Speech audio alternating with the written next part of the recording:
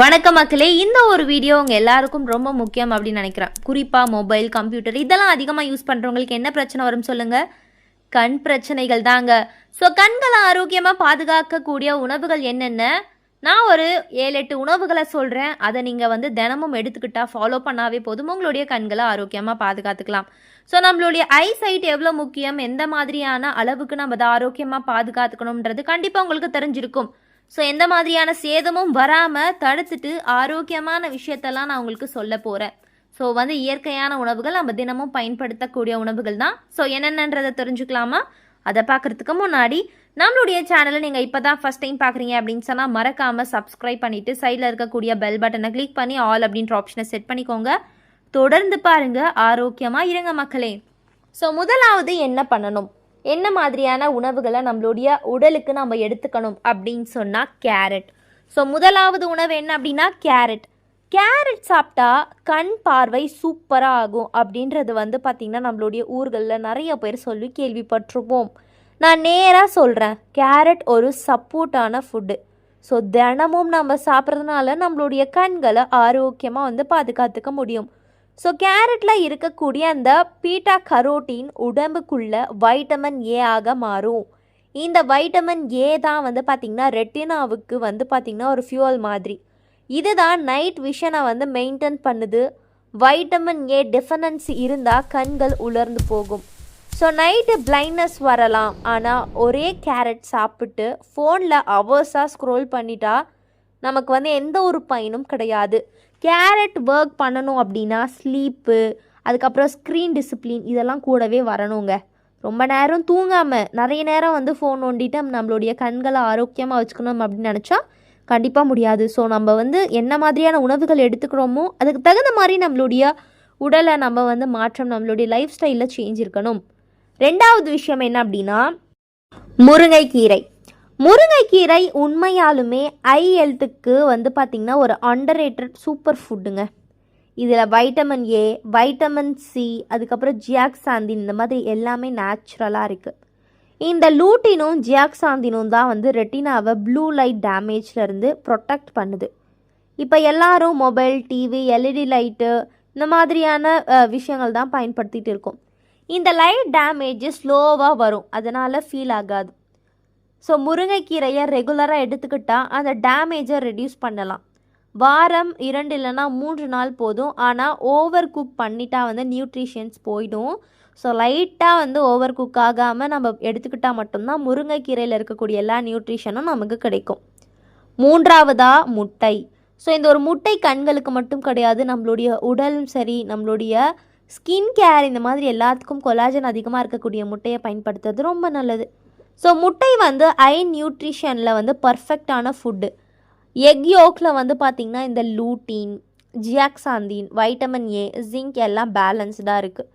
So zinc தான் vitamin ஏவை ரெட்டினாவுக்கு transport பண்ண உதவும். ஜிங்க் இல்லைனா வைட்டமின் ஏ யூஸ்லெஸ். அதனால தான் எக்கு கம்ப்ளீட் ஃபுட்டுன்னு சொல்கிறாங்க. ஸோ எக் ஒயிட் மட்டும் சாப்பிட்றவங்க ஐ பெனிஃபிட்டை மிஸ் பண்ணுறாங்க. நம்ம எக் ஒயிட்டும் எடுத்துக்கணும், அதில் இருக்கக்கூடிய மஞ்சள் கருவும் எடுத்துக்கணும். தினமும் ஒரு முட்டை சேஃப். ஸோ அப்படி இல்லைனா 2-3 முட்டை கூட எடுத்துக்கலாம்.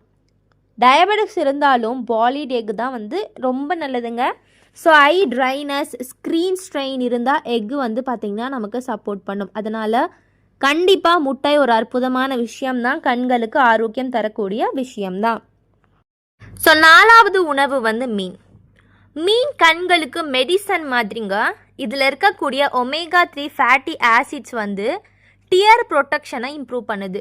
Try eyes, burning sensation, redness. So கண் எரிச்சலாக இருக்குது, கண் எரிச்சல் கொண்ட ஒரு உணர்வு, அதுக்கப்புறம் எரியுது, இந்த மாதிரியான பிரச்சனை இருக்கிறவங்க இந்த மீனில் இருக்கக்கூடிய விஷயங்கள்லாம் பயன்படுது. ஒமேகா 3 என்ன பண்ணுது, ரெட்டினாவோட நர்வ் லேயரை ப்ரொடெக்ட் பண்ணுது. ஏஜ் ரிலேட்டடாக வரக்கூடிய இந்த பிரச்சனைகள், மாங்குலார் சிதைவு முக்கியமாக, இந்த ஒரு ரிஸ்க்கை நமக்கு குறைக்கக்கூடிய ஒரு அற்புதமான விஷயமாக நமக்கு இந்த மீன் பயன்படுது. வாரம் 2 நாள் நம்ம ஆயிலி ஃபிஷ் போதும். ஸோ ஆயிலி ஃபிஷ்ன்றனால வறுத்து எடுத்துக்காதீங்க. நம்ம எப்போதுமே வேக வைத்து நம்ம குழம்பு மாதிரி வச்சு சாப்பிட்றது நல்லது. டீப் ஃப்ரை பண்ணினா ஒமேகா 3 டேமேஜ் ஆகுங்க. ஸோ ஃபிஷ்ஷை நம்ம சாப்பிட்றோம் அப்படின்னா கண்டிப்பாக வேக வைத்து ஆரோக்கியமான விதத்தில் எடுத்துக்கணும். 5வது உணவு சொல்லட்டுமா? பாதாம். ஸோ பாதாம் வைட்டமின் இக்கு ஒரு ரிச்சான ஒரு வைட்டமின் இ ஆன்டி ஆக்சிடென்ட் இதெல்லாம் இருக்கக்கூடிய ஒரு ஃபைனான ஃபுட்டு அப்படின்னே சொல்லுவேன். ஸோ ஏஜ் ஆகும்போது இந்த ஆக்சிடேட்டிவ் ஸ்ட்ரெஸ் வந்து அதிகமாகும். இதனால தான் நம்மளால் கான்சென்ட்ரேட் பண்ண முடியாது, விஷன் வந்து பிளர் ஆகக்கூடிய ஒரு முக்கியமான காரணம்.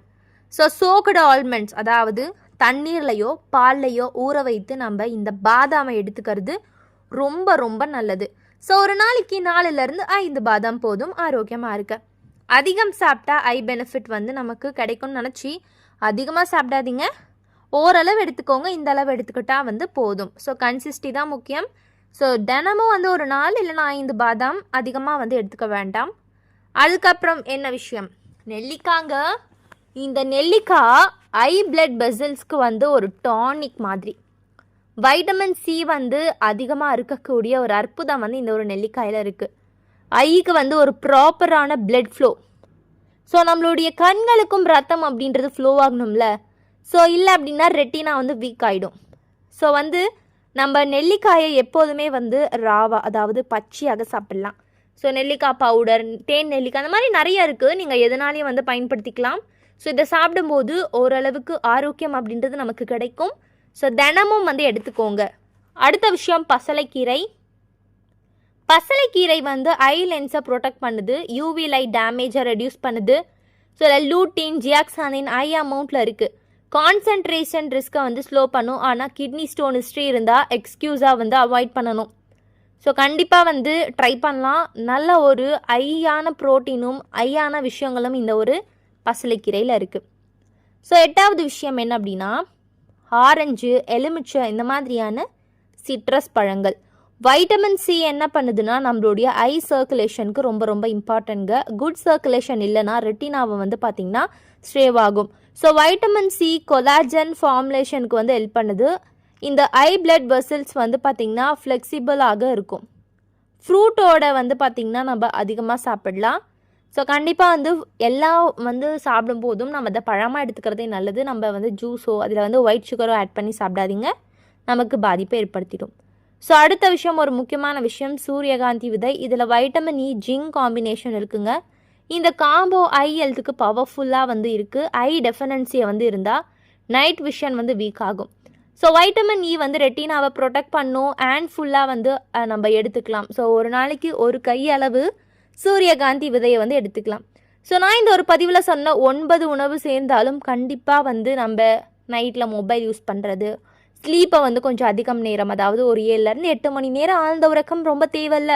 ஸோ நம்மளுடைய கண்களுக்கு ஸ்ட்ரெஸ் கொடுக்காம இந்த மாதிரி பண்ணனாவே கண்களை ஆரோக்கியமாக பாதுகாத்துக்கலாம். எனவே மக்களை தொடர்ந்து பயன்படுத்துங்க, ஆரோக்கியமாக இருங்க. இது போன்ற அற்புதமான தகவல்களை தொடர்ந்து பார்க்க நம்மளுடைய சேனலை சப்ஸ்கிரைப் பண்ணிக்கோங்க. நன்றி, வணக்கம்.